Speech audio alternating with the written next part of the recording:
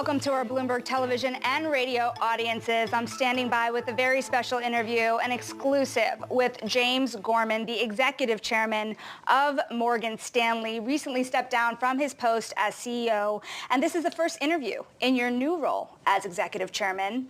What's your most urgent priority? Well, it was obviously to come and do this interview with you is my first priority. You know, it's to support Ted, and he's a terrific guy, will be a great CEO, and my job really is to help him as best as I can, but stay out of the road. So that's really my priority. It's interesting. I've heard you used to handwrite a checklist of priorities at the start of every year. If you think about how you change gears into executive chairman, what does that checklist this year look like? I didn't write it this year. I did that when I was CEO for 14 years, and it gave me a framework for focusing on a few big things that matter. Because in these jobs, there are thousands, literally thousands of issues that come at you, and you can easily lose sight of the stuff that actually matters, which is a few big things. So every year, I would tee up on the first day I came into the office, which was yesterday. I came in, and write down the list of 10 things. And, you know, one of them was always no new mistakes, which I defined as things that cost us more than $500 million of capital. Sometimes they were personal, like stay fit or get fit, or sometimes they were about development and leadership with our top team. But no, different jobs, so different. You've got to switch. So that's what I've done. You know, I'm glad you brought up mistakes, because to the extent that we learn from life's challenges, I'm curious about your single moment. What is the biggest mistake you ever thought you've made at Morgan Stanley? You know, this is an exit interview. It's the chance to look back at the last decade or so. You know, it might sound immodest. I don't think we made a lot of big mistakes. I mean, If you look at the major things that we did, whether they were the deals, Smith Barney, E-Trade, Eaton Vance, succession, which is critical, navigating through COVID, you know, we got frankly most of the big stuff right. I wish we hadn't sold Van Kampen when we sold it to Marty Flanagan and Invesco. So that was something. I think it took a little too long to get the full team that I wanted in place in the right jobs. But you know, you can't do these jobs and not make mistakes. When I see a mistake, I embrace it.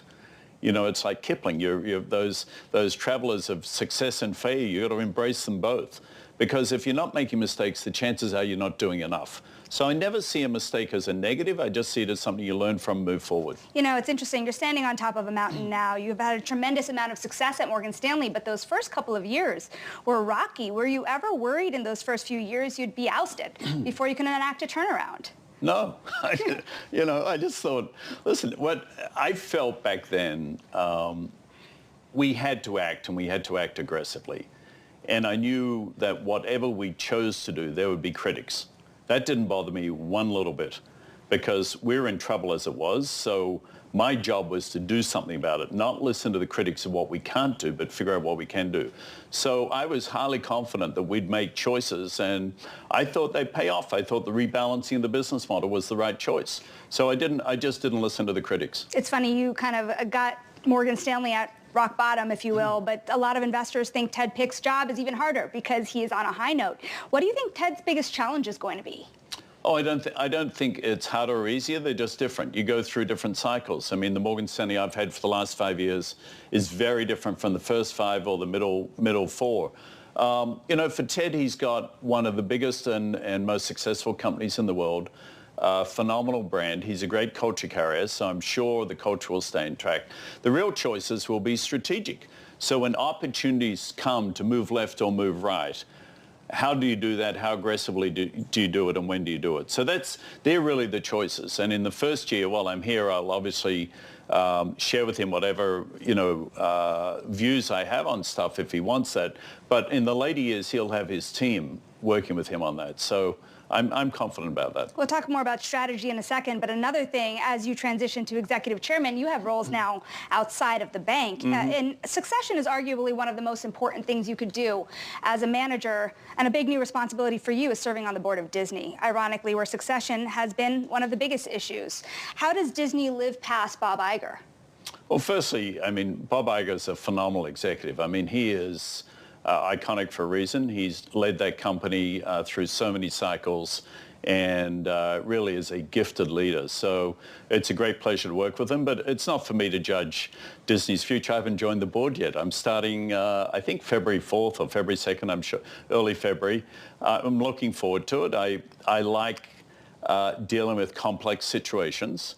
The changes going on in that industry are profound, and there are choices to be made. So that, to me, is very interesting. And obviously, given the experience I've had leading succession with our board here, with Dennis Stanley, the head of our comp committee, and Tom Gloser, the head lead director, hopefully I can add something to the succession committee that I'll be joining. What about pressing challenges outside of succession at Disney? Do you think that there's anything that could be immediately addressed as they contend with activists?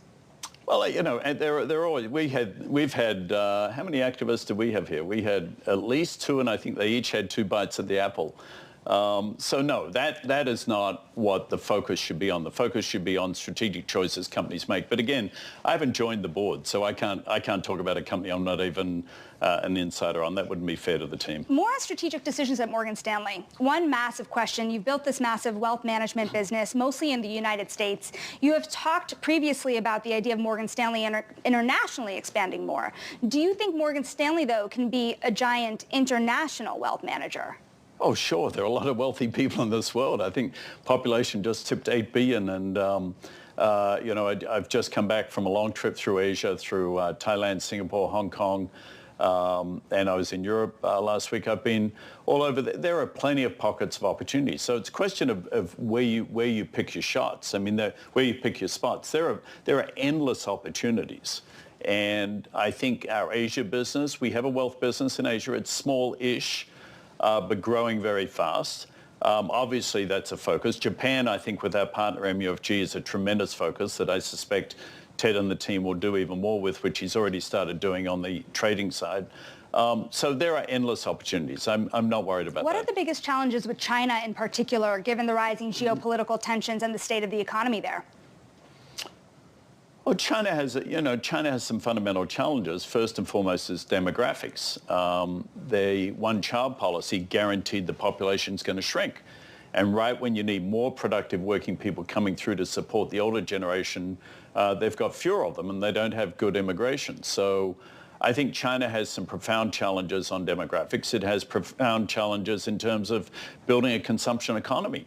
There's still an export savings-driven economy. So, but on the other hand, China's 1.4 billion people, second largest economy in the world in gross domestic product. It's a key factor in global economic health.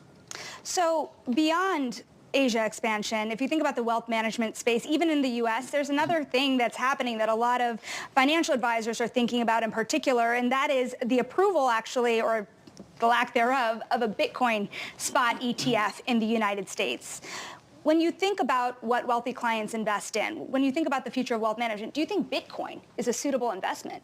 I've never been, I've never really understood the value of Bitcoin as a form of stored value.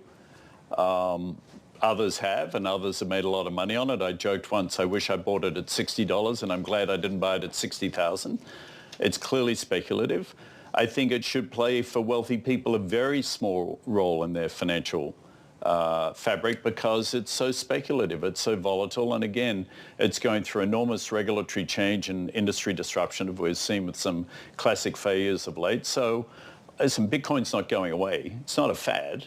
I just don't think it's a core investment. I think it's a speculative asset of which there are plenty of choices. Speaking of regulation, you've been very vocal about the new regulations being made in the United States about bank capital, sure, about operational risk. Do you believe the rules are likely to change before implementation based on your recent discussions with regulators? And what do you think they will look like at the end? Oh, they'll definitely change. I mean, they put out an extended comment period which got extended further. There have been thousands of comments put into the various regulatory bodies led by the Fed. It was a proposal that I would say was extremely aggressive and set a marker.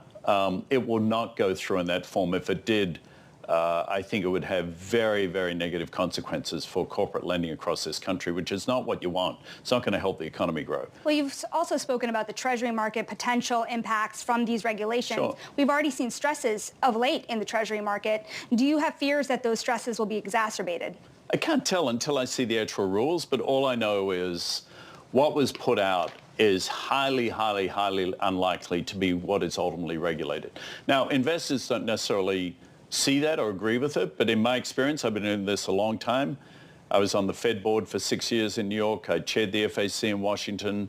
I think this is a highly aggressive proposal that will be materially wound back when it finally becomes law or regulation. Now, there has been tighter capital rules proposed under the Biden administration. There's also been a lot of regulatory actions taken against banks. If the Republicans take the White House in 2024, whether it's Donald Trump or another contender, do you expect that this tighter regulatory environment will just fully unwind? It's too hard to predict. I think we're in, you see pendulums swing, and we swung to lighter regulation to, I think, an excessive proposal. I think it'll swing back. So it's heading back to more balanced regulation, and that's where it should be. I'm all about balance. The banking system should not be deregulated. That would be a nightmare. On the other hand, if you over-regulate and you require capital standards that are so high that the banks are uninvestable, they can't grow. That doesn't serve communities well. You need prosperous, thriving banks to provide lending products for small businesses and consumers. You know, to the extent we're less than a year away from a spate of bank failures, to the extent that there are still fragilities in the financial system, what are they? I don't think there are a spate of failures, honestly. I think there were 3 banks that got it wrong. I've said that publicly. They made choices that were the wrong choices. Wasn't complicated. They got washed up and cleaned up and folded into other banks, and you move on. This wasn't, people kept telling me we're having a banking crisis. I said, no, we're not. We had a crisis among 3 banks. It was a crisis for their shareholders and their employees. It's not a crisis for the market. The core banking system is in rude good health, to use a British expression. Well, it's not just the banking system. If you think about the hedge fund industry, regulators are also very concerned about some fragilities there. It wasn't too long ago that Morgan Stanley lost almost $1 billion in the wake of the collapse of Archegos. Do you think that there needs to be more safeguards on the non-bank system? I mean, honestly, there's too many participants in the non-bank system to say yes or no. You'd have to go subset by subset. Are we talking about payments? Are we talking about private credit? Are we go through each of the pieces of it. But there are always risks when you're dealing with leverage in a financial system. But if you don't have leverage, you don't have lending. So it's a balance. Again, I'm always back to there is a balanced solution to most of these debates, and you can find it with thoughtful discussion with regulators. Speaking of leverage, the cost of leverage is higher today than it was a couple of years ago. Where do you think interest rates go headed into the end of the year? And what do you think the market starts to look like through 2024? They go down. As simple as that? Yeah. How far down? I've got no idea. I mean, I thought that unlikely the Fed would cut rates this year, but inflation has moved down pretty materially quickly, that it's now become more likely. So first half of the year, I suspect nothing. Back half of the year, they could easily move a couple of times. But the key point is, we started this journey with inflation at 10%, rates at 0, unemployment at 3.5%. And my objective was to get us to 4, 4, and 4. 4% inflation, 4% rates, 4% unemployment. We're about 3% inflation, we're 5%, 5.5% in rates, and we're about 3.5% in unemployment. So rates will come down. Do you think the economy's in an all clear when it looks like a soft landing versus a hard landing? Do you think that the economy will survive this year in good shape? The economy's fine. I mean, there's this obsession with the R word, recession. I mean, you have recessions. They come and go when you get imbalances between unemployment rates and economic growth. So, no, the economy is doing fine. I personally think it is unlikely we'll have a recession. Very unlikely we'll have a hard landing. But we'll see. But the odds are clearly in favor of a soft landing. I think the Fed's done a great job. Now, for you, you've told me before that you would look to teach in your post-life at Morgan Stanley and your life after Morgan Stanley. I want to ask you about that for a moment, because there is a lot of turmoil on college campuses these days. Do you think you'd ever take a bigger role at a university, given all the political pressures and donor activism that you're seeing? Well, I'm joining, I have been the chair of Columbia Business School for many years, several with Henry Kravis as my co-chair and now chair of the school. I'm looking to get more involved at Columbia University in the coming months, and I think that'd be great to do. I think the importance of high-quality education for a well-functioning society is profound. It's obvious. So yeah, I want to be part of that. And obviously, universities. This is not the first time universities have been hotbeds of dissent and turmoil. My whole life they've been that, from when I went to university in Australia in the 1970s. So that doesn't bother me. But it's important that people are able to have dialogue and discussion on campus without intimidation and expressing their rights for free speech. What is the next big ambition for James Gorman?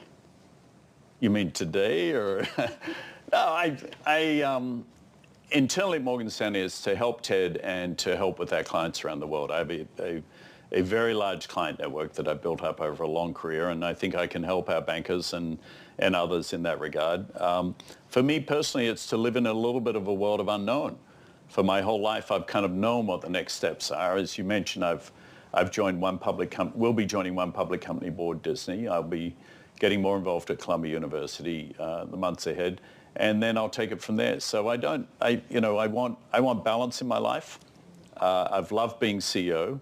It's a phenomenal company. I'm so proud of my colleagues here, the job that they've done. This isn't a one-person show.